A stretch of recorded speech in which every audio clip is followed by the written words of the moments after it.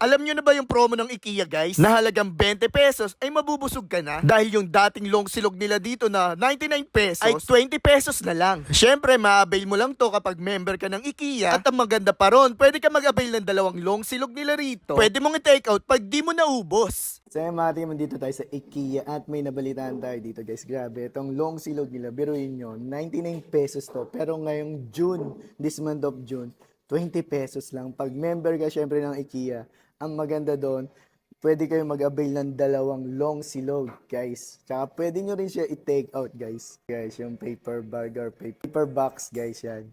Pwede nyo na i-take out tong long silog nila for only 20 pesos, ha. Baka nabibingi kayo, 20 pesos lang talaga to ngayon. Bali, ang promotion date nito hanggang katapusan ng June. So, by next weekend, pwede pa kayong maka-avail nito. Bali, available lang to tuwing weekend, guys. Full siya mula Friday hanggang Sunday, guys. Mula 9 a.m. hanggang 11 a.m., guys. So, bukod doon, guys, umorder tayo nito almond cake for only 99 pesos. Kasi medyo natatakam ako dito eh. Itong meatballs, itong Swedish meatballs, isa sa mga bestseller nila. Ito medyo pricey naman, mga 300 something. Pero for food experience, tatry natin. Yan, guys. At maganda doon guys, kompleto na to kasi libre pa coffee. Per ka ng IKEA. Only coffee pa guys, grabe no? Grabe magpa-promo si IKEA. So guys, nag-open nga pala itong IKEA mula 10 a.m. Pero itong dining, start ng 9 a.m. So, titikman na natin ito guys yan. Long sinog nila. Oh. Para siyang kilalang brand ng longganisa dito sa Pilipinas guys. Pero, worth it 20 pesos lang. So guys, yung egg talaga nila dito is scrambled egg. No ba?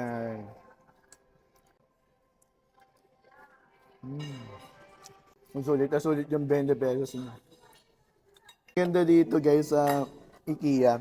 Pag di nyo naubos, pwede nyo i-take out. 20 pesos na long silog nila guys. So yun lang. Try nyo na dito sa IKEA guys. IKEA, 20 pesos na long silog. I-take out ko na. Guys, meron din sila dito Swedish meatballs. So, medyo pricey siya, 300. Sabay, titikman na natin kasi ito, isa daw to sa mga best seller nila guys. Yan. Meron mashed potato, yan, sabay. Berry. Pang malakasan daw to dito sa IKEA. So, subukan na natin. Pag natikman nyo daw to, hanap-hanapin nyo eh. Shoutout kay kumaring up siya, nagsuggest na ito eh. Ano ba natin?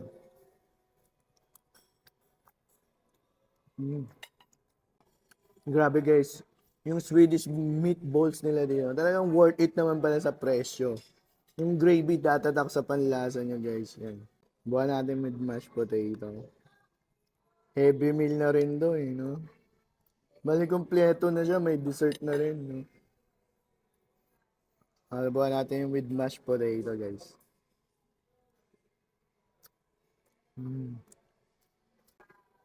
Yung gravy talaga, guys, tatatak sa panlasa nyo.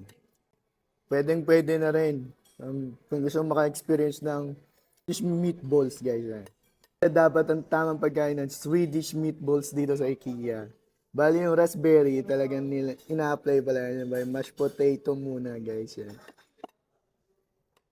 And mashed potato, sabay yan. Meatballs, lalagyan mo. Sabay, and italagay mo daw din tong berry, guys.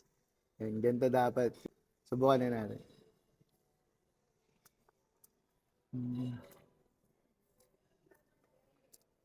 Kakaibang lasa nga guys. Bali nagbabalance yung berry. Siya yung nagbabalance sa alat guys, yung berry.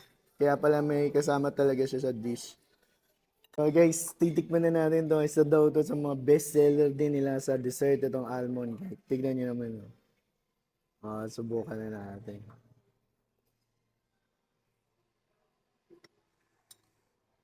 Ito siya guys. Subukan na yan.